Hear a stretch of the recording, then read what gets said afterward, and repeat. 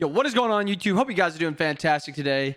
Today, we've got a banger tier list for you. We're going to be giving you guys a little rundown on supports to be playing. This is going to be for your ranked games. It's going to be high-end ranked all the way down to lower-end ranked. We're going to be considering everything, and we're going to be taking into account the upcoming patch. So it'll be a little bit of predictions, and then a lot of just what is good right now. So let's just hop right in. Starting with Kuzumbo. Kuzumbo's just not in a great spot. They've tried to give him some love. His damage isn't really there. He's somewhat tanky. He doesn't really win many laning phase. He's really limited in what he can do. He's just really a dive god.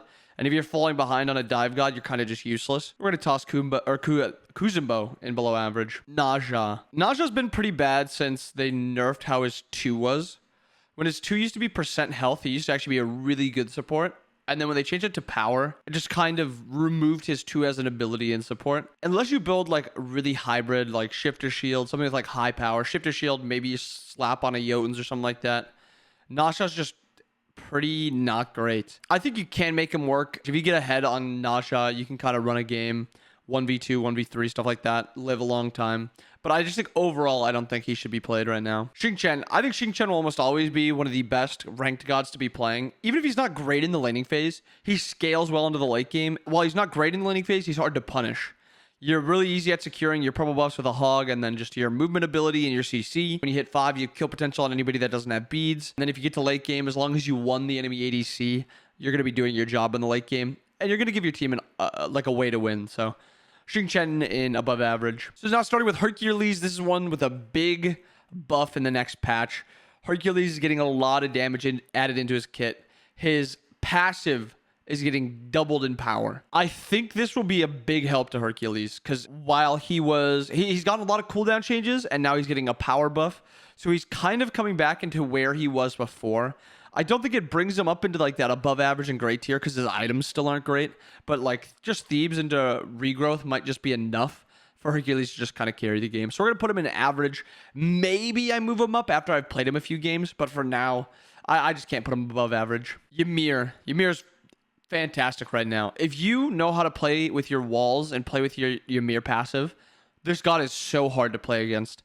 He completely shuts down characters that don't have a jump. His passive makes it so he trades well. He wins almost every single laning phase as long as his ADC isn't like a useless Hu Yi or something. He farms well. He scales well into the late game. And then once you're fighting on objectives, a sick wall just wins you the game. So Ymir and great. Also, my voice has been cracking so much recently. Maybe I need Agua. Next up, Iset. Iset's now gotten a lot of nerfs to her survivability, her utility. It's still not like bad utility or anything like that, but it's definitely fallen from where it was. I think she's still an above average support. If you don't really know how to play her or you don't position well on mages, I think average is a little bit more fitting. But if you know the positioning for her, you know how to kind of play her a little bit, you know her combo, when to ult, stuff like that, she's still an above average support. Sobek. So even Sobek being bad at like an SPL level, I still think in ranked is where he's just like an average god. He's just really good at what he does, where if you get ahead on him, you'll just be unkillable and you'll be harassing the enemy backline. I think he's really limited in what he can do, like Kuz, but he actually has like a solid laning phase.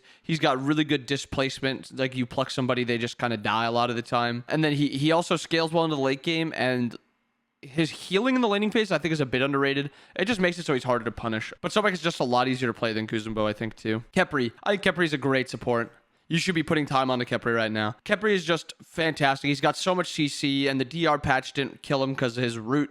You can just root into pull. A lot of the time, you're not really like pulling into rooting, so it's not like it affected him that much. His 2 is one of the best abilities in the game. His passive is one of the best passives for a support in the game. And then his ult is a revive. Like he is unbelievable. He's good in the laning phase. He scales well into the late game. He's good in mid-game team fights. Everything about him is great. The only downside for him is he's really not a great engager. But if you have any useful jungler on your team, it should be fine. Yeah, but I think Geb stinks right now. I think he stinks. I think in ranked, he might not be that bad. Maybe we put him in average just because I don't think he's as bad or as punishable as he is in comp. But I don't think he's very good. He's really bad in laning phase. He doesn't do really anything that great. Even into the late game, he's tossing a shield onto somebody, and then his rollout is kind of like a useless ability late game. His knockup is pretty cool, but a lot of the time you're not really using it to interrupt the enemy. You're just using it to like CC off your own ult. ult. I think he's just kind of gotten power crept a little bit. His only ability that has scaled that well is his 3. I still don't think he's terrible in ranked. Like, if you're going to play him, like, you can maybe do something, but I don't think he's very good. And I don't think he's fun either, so I'm probably not playing him. Fenrir, I think Fenrir's a solid aggressive god. If you get ahead, you're going to frag. If you're behind, you still have good pick potential because of his ult. His laning phase is definitely a lot weaker than it used to be because enemy squishies, like their ADC at level 1 is just a lot tankier. And actually, since Bacchus is right after him, we'll just throw in Bacchus right. We'll throw in Bacchus quick. Because I think if you want to be playing an aggressive, like, jumping in support, I think Bacchus is probably one of the best ones to be playing in ranked. He's just so tanky. Even though his damage is not that great, he's got so much CC and so much, like, disruption. If you just ult the enemy backline in a team fight, or even, like, their enemy, like, assassin and mage, like, if you get just 2 of them, for the next, like, 6 seconds or something like that, it is super obnoxious. Maybe it's 5 seconds. But they're drunk.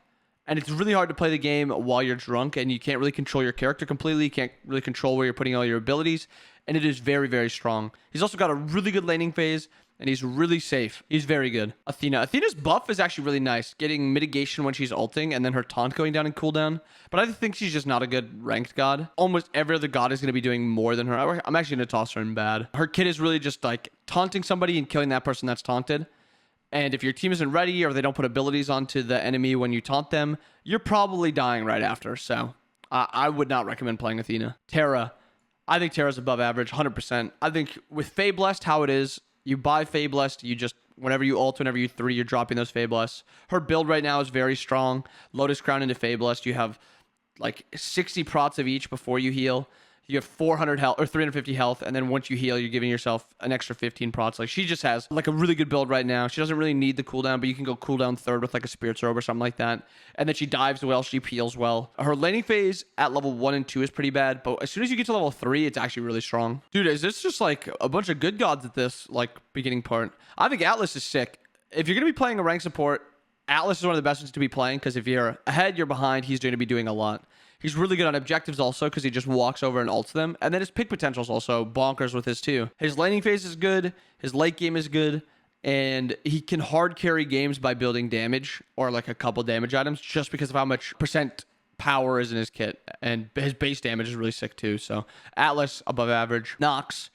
I would not recommend playing Nox unless you're just uber comfortable on her. You have to like know positioning really well with her. You have to know when to like 2, when to 1, when to just 1 without 2ing, when to get your ult off, how to get your ult off, when to dash in, when to dash out, stuff like that. I think Nox is pretty bad unless you know how to play her, and I think I wouldn't recommend playing her. I wouldn't recommend learning her right now. I think these guys are better to be learning. Below average. Sylvanas is just bad. Unfortunately, he feels like he's just getting power crept so hard. Now with Maui coming into the game, one of his strengths is now going to be a strength for someone else who's also going to be a lot safer. He's still a healer. He still builds Fabless, which is sick, which maybe keeps him out of bad. Actually, maybe we put him in below average because of Fabless being so strong. But his laning phase is good. If he gets picked in the laning phase or if he gets ganked or something, he's not living it a lot of the time. If he falls behind, he's just going to be fodder. Yeah, below average. Ares.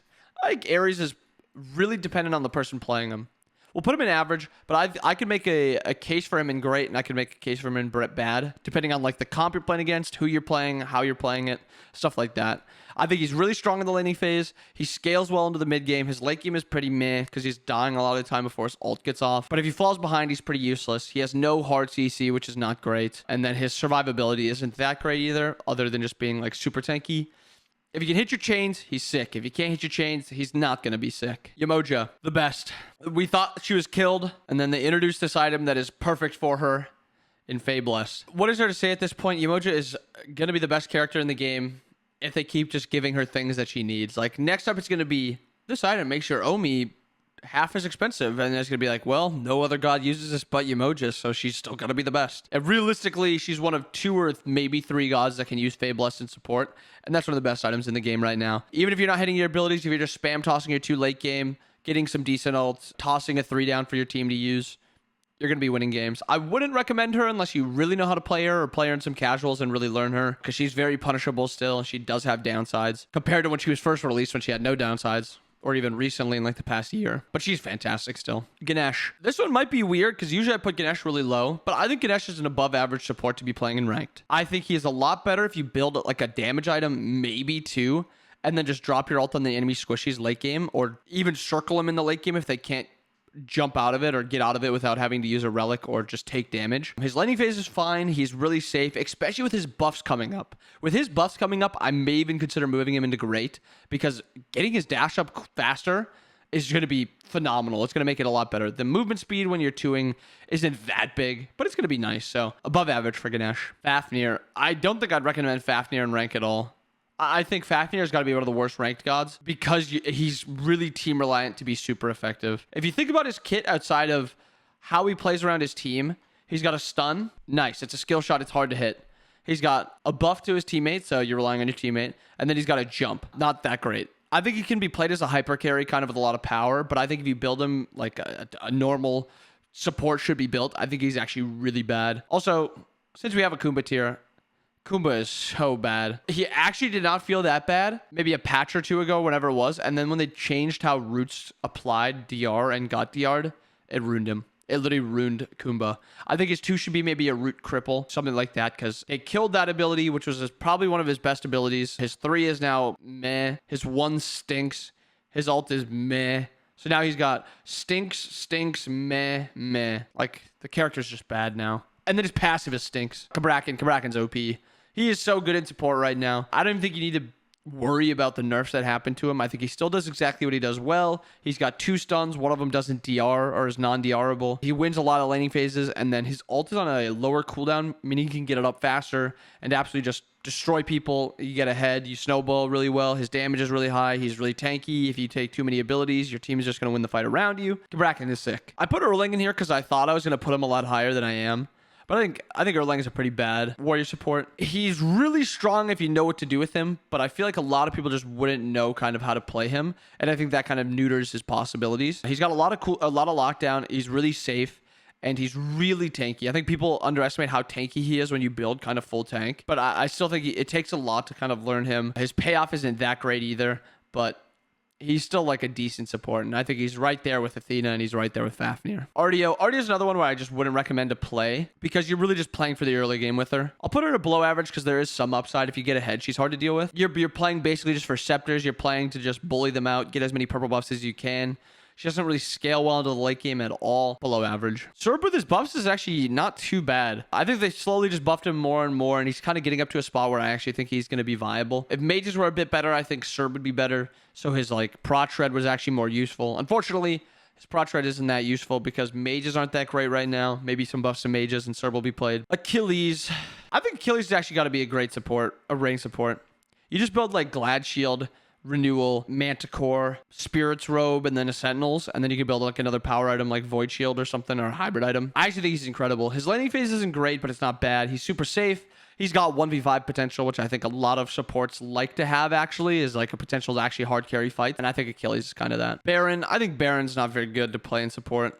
In ranked, at least. He just doesn't do kind of enough to make him relevant. I think if you fall behind, you're not great. His laning phase is fine, but he's also really easy to kill. He scales well into the late game with Lonos, but his mid game is also funky. He has no hard CC, but he has really good counter picks. If they pick Yemoja, Baron's actually a really good pick into Yemoja.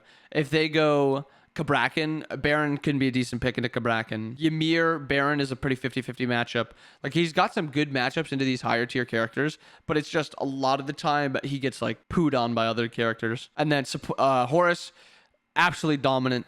Even though his ult, I think, is a lot worse in ranked, his 1, 2, and his 3 gives you a lot of playmaking potential, and I think that is really sick. It's really fun to play with him. He's got hard carry potential if he gets ahead, and then he can hard carry games also to get his team back into it with some really good shot calling if your team's listening. And I think in ranked, even if you can't use his ult to its full potential, you can make really cool plays with it. But there it is. This is my tier list right now. This is what I think you should be playing in ranked. This one's obviously, if you can play Yemoja. If you can't play Yemoja, stick with these 5 characters. They will carry you in these ranked games. I know the games are tough. I've been dealing with some terrible ranked games, but I hope you guys enjoyed the video. Hope you guys have a wonderful rest of your day. If you guys got any more ideas for content, anything you want to see, let me know. But I hope you guys enjoyed it. See ya.